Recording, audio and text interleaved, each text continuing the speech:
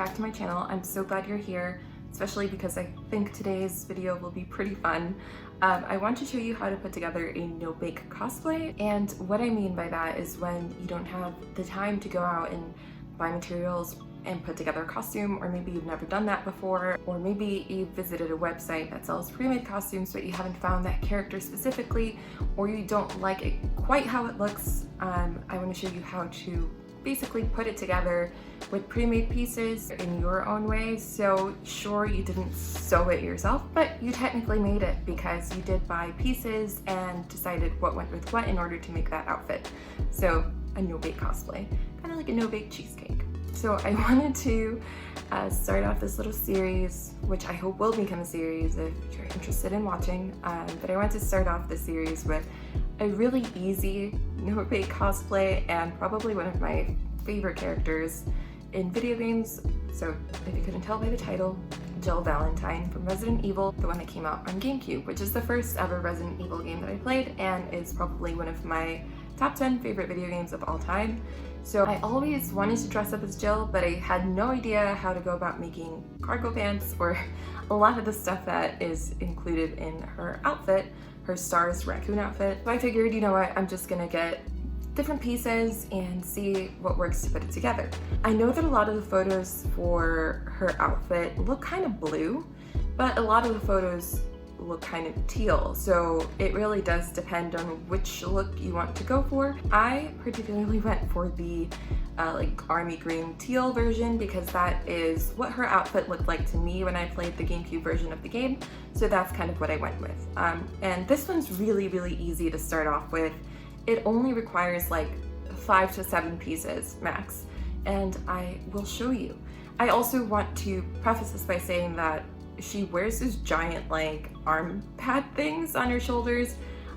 Those you can't purchase really with like just materials off of like Amazon or something. You would probably have to buy those from a cosplay website, Etsy, if someone makes those and sells them, or you'd have to make them yourself, and that can be either too expensive or defeats the purpose of a no-bake easy cosplay. So I went with just like more realistic looking, like a military belt sort of thing, shoulder thing, holster. That's what I'm looking for, a military holster. So it did the trick, and I will pop up here what it looked like when I put it together. So horrible pose, and I also messed up because I didn't get like a gun in time, but it would really probably help to have some sort of weapon if you want to wear this costume, especially for like photos, because there was a time where I bumped into like a bunch of Umbrella Corps cosplayers and I was like the only Jill, but I didn't have any weapons, so I didn't know how to pose. This is a whole thing. So I'd recommend getting some sort of weapon if you'd like to complement this cosplay, but that's entirely optional if you don't want to do it. Again, I didn't do it. I'm just saying it probably looked kind of cool for photos, but yes, that was what I looked like when I wore it. So without further ado, let's get into the costume. I'm gonna link below all of the things that I show you here, and you can kind of take a look at that.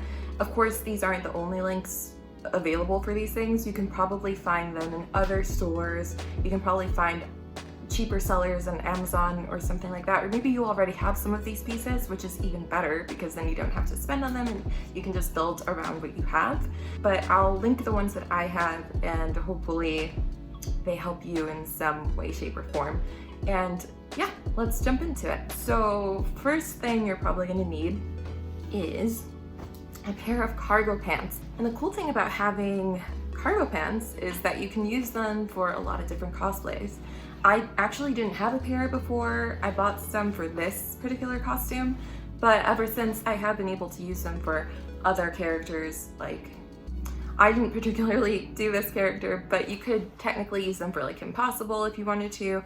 You could use them for Lara Croft. You can use them for a lot of different stuff. You can use them for female Nathan Drake if you work it somehow. But yes, I'm gonna scoot back so you can see. But these are the pants that I got, cargo pants. They look like on the back. They've got the nice little pocket on the side. They've got this sort of like elasticy ankle part.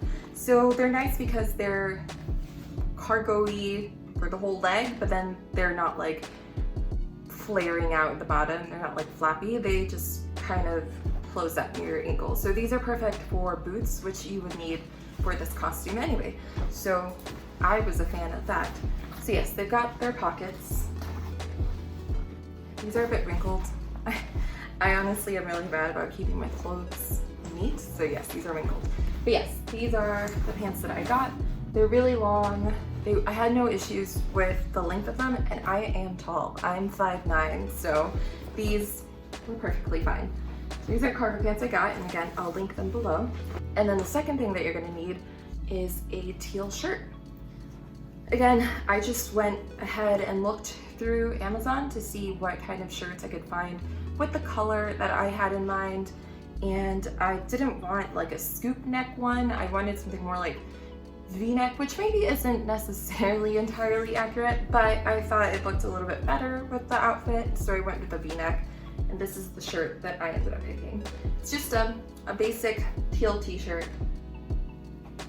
that kind of matched the pants.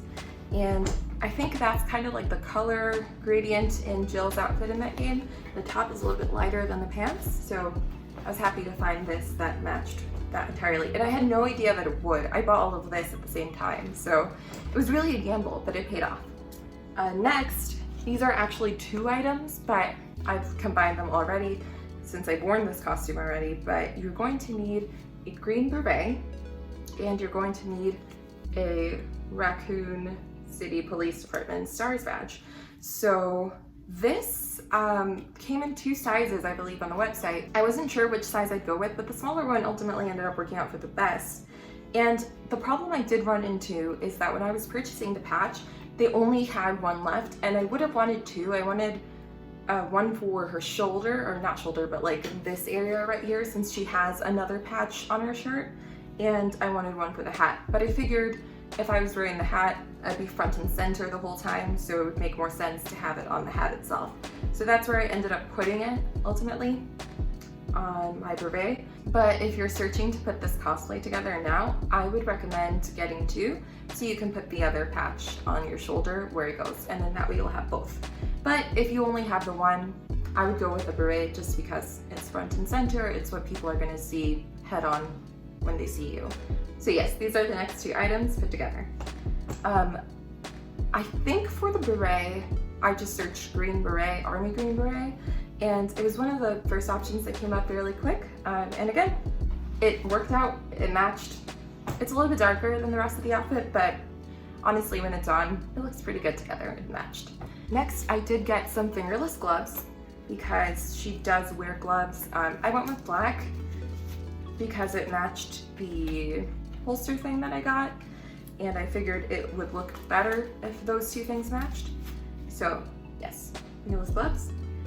They're very comfortable. They're kind of cool material-wise because they don't look extremely fake.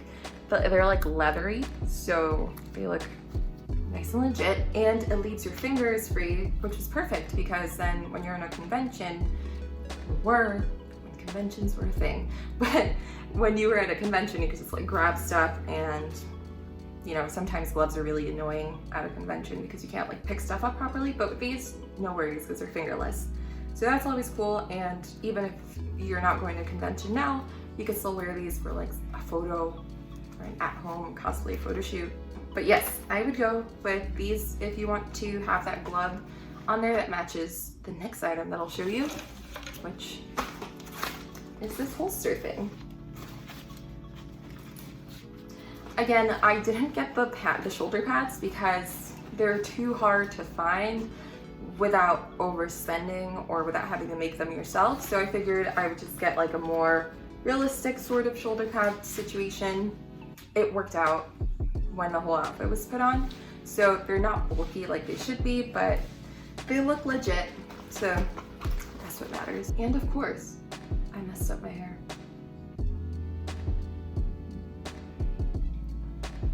You know what? I'm just gonna leave it. So yeah, these are the items that I bought. To complement the cosplay, I did buy a sort of like motorcycle bag, I think is what they're called. So they're like the fanny packs that you put on your leg, so they have the little straps that you just strap onto your thigh, and you can see that in the picture, that what I'm wearing. But unfortunately, I did wear it a lot for several different costumes, and I wore it a lot just in day-to-day life because I ended up really liking how easy it was to reach into it for stuff. And I wore it so much that the clasp broke, so I don't have that to show you, but I do have the link and have this photo here so you can see what that looks like. And if you want to pick it up, it's a pretty good bag. It's very light. You can fit a lot of stuff in there. I was able to fit my phone and keys and a bunch of stuff in there. So it's a good sort of bag to carry with this costume because it doesn't look like a purse and it fits into the cosplay pretty well. And last but not least, I already had these, but I'll put a link below for some other boots that I found that I think would be good if you don't have combat boots. But these are the ones that I ended up using. Just some regular combat boots. So I'll put a link below for some boots that might work out for you if you don't have combat boots like these, and hopefully that works. So now I'm gonna go ahead and put this on so you can kind of see what it looks like live. And again, it's super hot, so I might die, but I'm doing this for you. So I'll be right back. And voila. So here is how it looks like on, at least from the top part up. And right now I do have way longer hair than I had at the time, so it's not as accurate, but I guess you could just pin it so it looks shorter when you're wearing this costume, just to be more accurate. But yes, this is what it looks like on. You can also pin the sides of the beret together so it doesn't like floop up. So you could do that just so that it looks better. And yeah, this is kind of what it looks like on. I didn't put on a belt, so the holster thing isn't strapped in, but when you wear it, you can just put a belt on and it'll stay on. So yeah, that's basically all you need to do to put together this costume. And it's really pretty easy and really fun to just wear. And that's about all I have for this video today, but if you are interested in watching me put together any other costumes, or if you ever wanted to cosplay a character but had no idea how to put that together, let me know and I will be glad to try to put together a no-bake cosplay for you. I'm always looking for more costumes and more outfits to put together, so it'll be as much fun for me as it'll be for you. So let me know if you're interested in seeing any other specific characters. In the meantime, I'll be back next week with a different no-bake cosplay, so if you want to see that, go ahead and subscribe or just check back if you'd like. And if you like this video, go ahead and give it a like, and I will be happy to see that you liked it. So thanks again so much for watching this video, and I hope to see you next time.